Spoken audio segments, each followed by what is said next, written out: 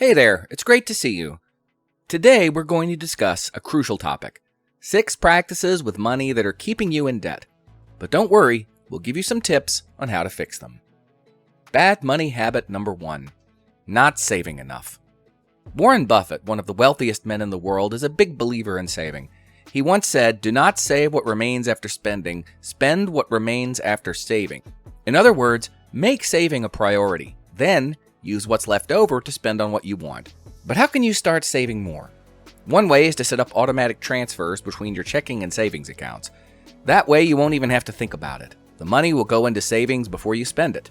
Another tip is to have a budget and follow it. Figure out how much money you need for your essential expenses, and then allocate a certain amount for discretionary spending, like eating out or buying new clothes. Anything left over should go straight into savings. And finally, try to find ways to save on your essential expenses. For example, you can reduce your usage of your cable package or switch to a cheaper phone plan. Every little bit helps. Bad money habit number 2, living above your means. It's easy to do, especially when you observe your pals dining at upscale establishments or purchasing new clothing, but the problem is that it can lead to debt and financial instability. Well, Charlie and I have always been big fans of living within your income, and if you do that, you'll have a whole lot more income later on. Let me tell you about my friend Sarah. She always wanted to keep up with her friends and would spend money on things she didn't need. She often used her credit card to pay for items and didn't realize how quickly the debt was piling up. Eventually, she couldn't pay her bills and had to make tough choices. That's why it's important to live below your means. One person who knows a thing or two about this is Warren Buffett.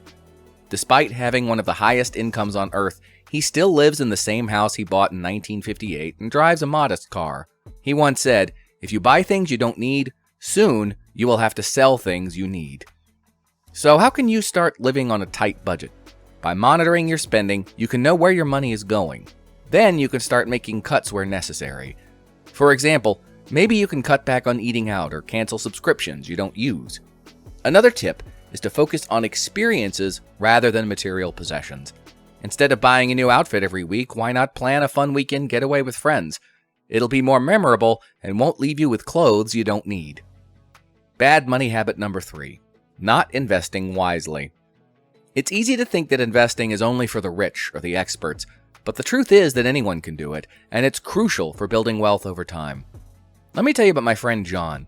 He always thought investing was too complicated and risky, so he never bothered to learn more about it. But as he got older, he realized he needed to start thinking about his retirement and future. That's when he decided to educate himself about investing and started putting his money to work. That's why it's crucial to invest wisely. One person who knows a thing or two about this is Warren Buffett. He's one of the most successful investors in history and has built his fortune by investing in companies with solid fundamentals and long-term growth potential. So how can you start investing wisely? First, educate yourself about the basics of investing. You don't need to be an expert, but you should understand the different types of investments and how they work. What we do is not a complicated business. It's got to be a disciplined business, but it does not require a super high IQ or anything of the sort.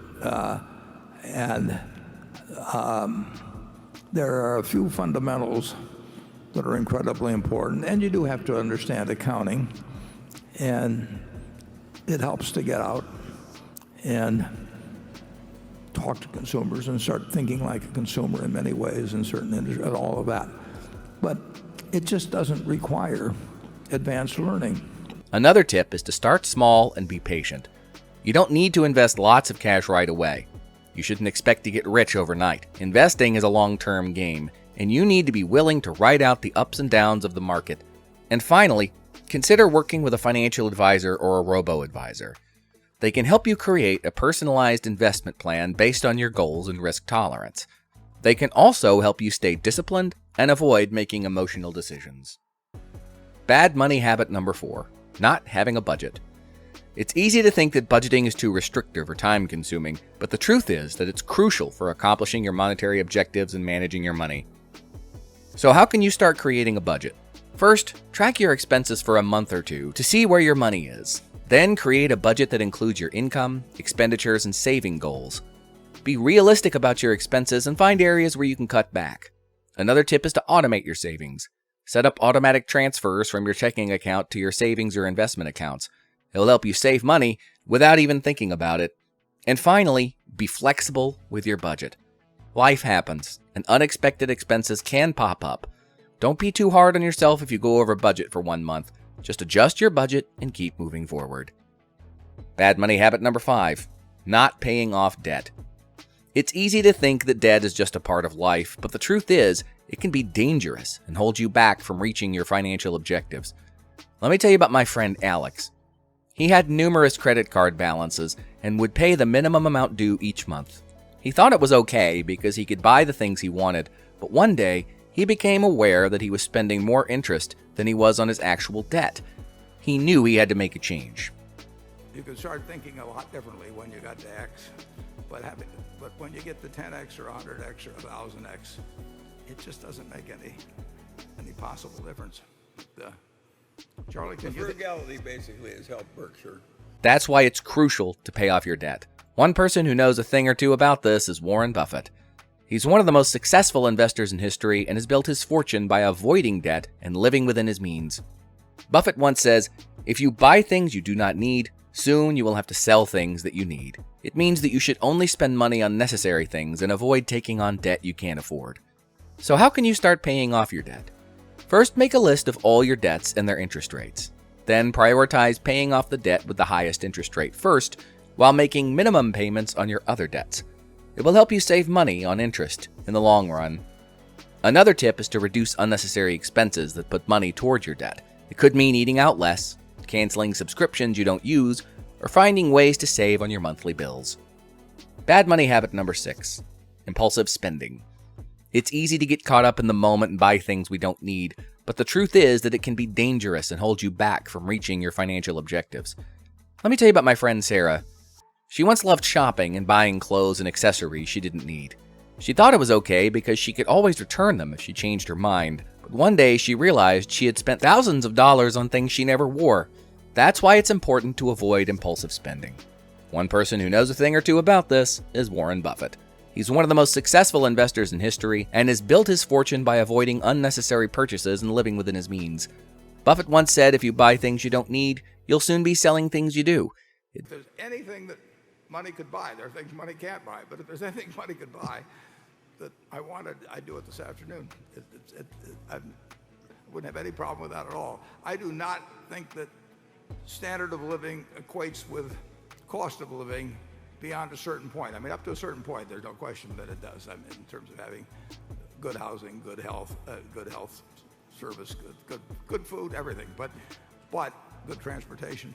But there's a point, I think, if anything, you start getting inverse correlation. Means you should only spend money on necessary things and avoid buying things on a whim.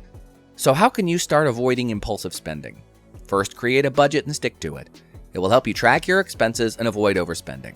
Second, wait 24 hours before making a purchase.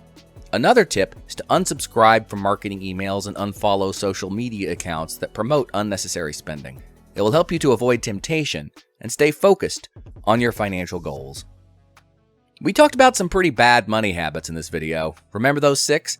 Overspending, not saving, ignoring debt, impulse buying, not tracking expenses, and not investing. Yikes, we all have some work to do, but don't worry, it's never too late to start making changes. Let's take small steps toward better financial habits. Trust me, your future self will thank you. And remember, good money habits are crucial to achieving financial freedom and security. So let's make it happen. Thanks for watching, and if you enjoyed this video, don't forget to like, share, and subscribe for more helpful tips. Ready to take your financial habits to the next level? Check our next end screen video for helpful tips and strategies to improve your well-being.